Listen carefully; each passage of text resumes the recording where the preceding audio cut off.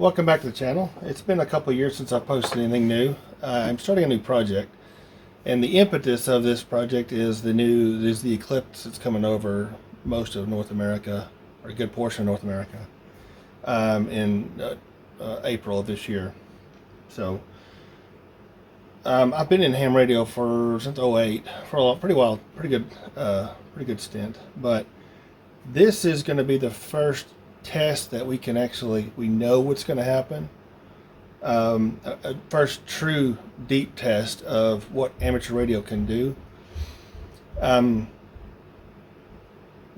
Department of Transportation where I live is already claiming that the population of my city and surrounding areas is going to potentially double, because we're in the total darkness zone, total eclipse zone. So we've got NASA coming in here near us and a county away, and a lot of people are coming in to see the event because we're going to be in the total eclipse swath across the U.S. And we're pretty sure that many extra people coming in is going to overload the cell towers. Cell towers are not they're not able to handle everyone at the same time. We've seen issues when there's heavy storms in the area where you try to call someone in the area and that you can't get through, or if you're in the area you can't get it out of, and that's because there's so many calls trying to hit those towers at the same time. They get overloaded. And if you can imagine that, you imagine doubling the population, and then you have an issue, so we're pretty sure that's gonna overload the towers. Some places, like the larger metro areas, the big providers will probably bring in an extra repeater. I know, and some of them, I've seen them around some music festivals and stuff, where they'll bring in an extra. I've seen AT&T at least bring in an extra repeater that's with directional antennas aimed just toward the event that's coming up. I know if you're,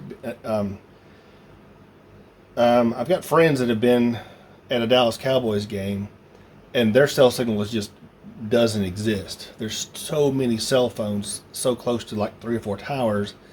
Those towers are overwhelmed. So one thing about amateur radio is it is the only communication, at least HF, the frequency, the lower frequencies, from essentially say 30 megahertz down to 3 megahertz, the 3 to 30 megahertz range. Those are the only frequencies that, with the proper gear, literally, where's my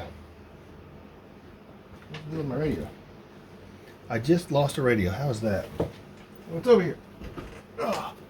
With this little gear, now this is a pretty nice one. This is my newest baby. I've got some that are put away right now that I got for a couple of $300. They're very old. This one is about $900 if you get it on sale. I got this for about $1,000.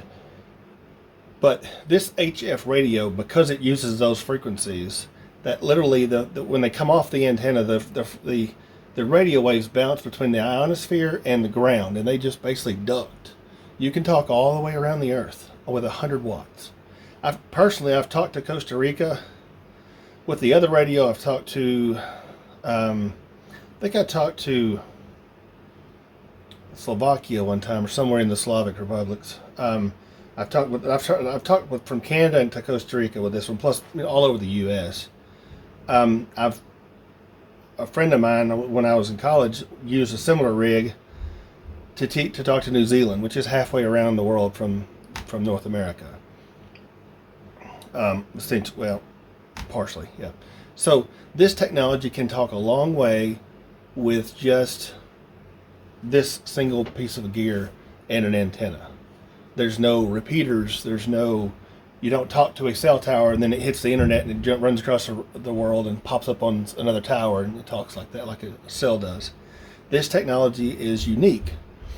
Shortwave antennas, shortwave radio, which has been around for a long time, is in a lot of technology it was gone to a higher bandwidth, higher frequency, like your cell towers. Your cell towers in 800 to up into the microwave range. Well, you get more bandwidth, but you lose distance. The higher frequencies, they'll just shoot right through the ionosphere. They don't get ducted like the HF does.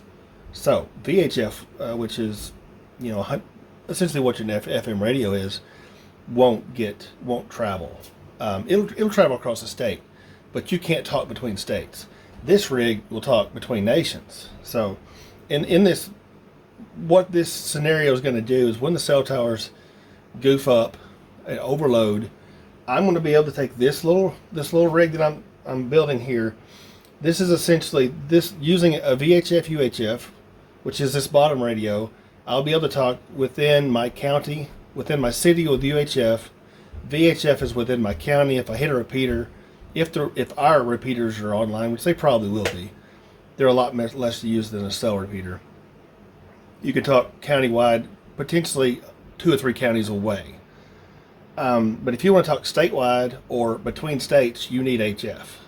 At least you need 50 meters. 6 meters is 50 megahertz. Which you can do it's kind of not quite HF. It's on the edge of HF.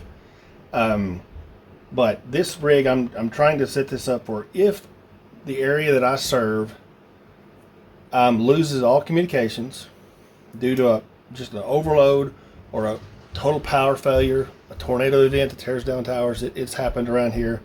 I can take this station with an antenna that'll be mounted locally on this box and talk to anybody within, say, a 10-mile radius up to, potentially up to 30-mile radius. They can relay information into me running this box in a tent somewhere, and then I can turn around and relay information through this HF rig and talk to DC, West Coast, East Coast, anywhere that I could talk. If I needed to, I could talk to England with this and relay stuff from now. That's not going to happen. I mean, we're going to stay within the nation. So, but I could relay information from the Red Cross or any search and rescue people on the ground and relay it back to FEMA headquarters. Just say if I'm doing a relay for FEMA, that's the kind of stuff that this is set up for. You can also research parks on the air, POTA, POTA. That's essentially what I'm setting this rig up to be. Normally it'll be POTA, but in the zombie apocalypse is what I'm calling it, or the eclipse that's coming over, where we're going to have a significant degradation in communication technologies. The newer technologies, the old ones are going to shine. So these older technologies are going to come out, and we will be able to cover and service our local emergency management offices and get them to communicate with their statewide offices, potentially into the nationwide like FEMA, the federal offices. That's what this is going to be. I will probably be, during the event, I'll probably just use UHF and VHF. But if I need to, I can turn the top radio on and talk to whomever. This is a little more expensive because this will do digital, analog. It'll do a bunch of different modes. I can use this radio with a laptop running off the battery off my truck, or basically drive. My truck will be essentially like a generator. I'll just run the alternator and produce 14 volts, charge a battery, and then run all this gear off of that. It's all 12 volt native. So and a laptop too, and I can send, not really. All amateur radio is unencrypted. It has to be clear text, but I can send emails and stuff that you'd have to have specialist gear to get it. So we can use that somewhat for not true PII or HIPAA type stuff, but some sensitive stuff. We'd have to kind of pseudo-anonymize it first. But you can get health data, anonymized health data across the airwaves. So if it comes to that, I'll have the ability to do that. But normally when the event's not going on, I'll be taking this to state parks and bringing a park on the air and handling contacts, and people can check into Arkansas State Park. When we're not on vacation and we're not at a state park camping, this will be sitting over here, if you can see here, underneath my computers. So I've got the computers on the shelf here. This void here, which is where my antennas come in from outside, this whole box will just sit up there and hook in the back, and it'll hook up to my 12-volt bus here. So I'm going to bring you along. I'm just kind of giving you an overview here, and I'll put the links to all this gear if you want to build one of these. This is all of these except this guy I bought off Amazon. So, but as I build it and program it, I will bring you along, and I'll give you links so you can go find the gear if you want to buy one, or buy the pieces and build it. But anyway, this is just kind of an overview video, so I will let you go for now. And when I come back, I'm working on mounting this guy. He's going to be sitting, this guy's mounted. He's going to be sitting over here at something similar to that. I've got to put a bracket in the back here to keep him solid, because this case needs to be able to set it on its end. So I've got to brace it, lock it in place, and do some other stuff. And then I've got a power supply, I got batteries, I've got everything. And then I'll have to have like a connection panel so antennas can connect, and potentially an external speaker and computers, and all the stuff will be the back of it. Will be all that. We'll get to that in the coming months. So I'm gonna stop rambling. I'm gonna get this posted. It's gonna be pretty rough because I'm just doing very little editing. I'm just trying to get this information out there because the deadline's coming in a couple of months. So I'm gonna try to release some pretty quick to get this information out there.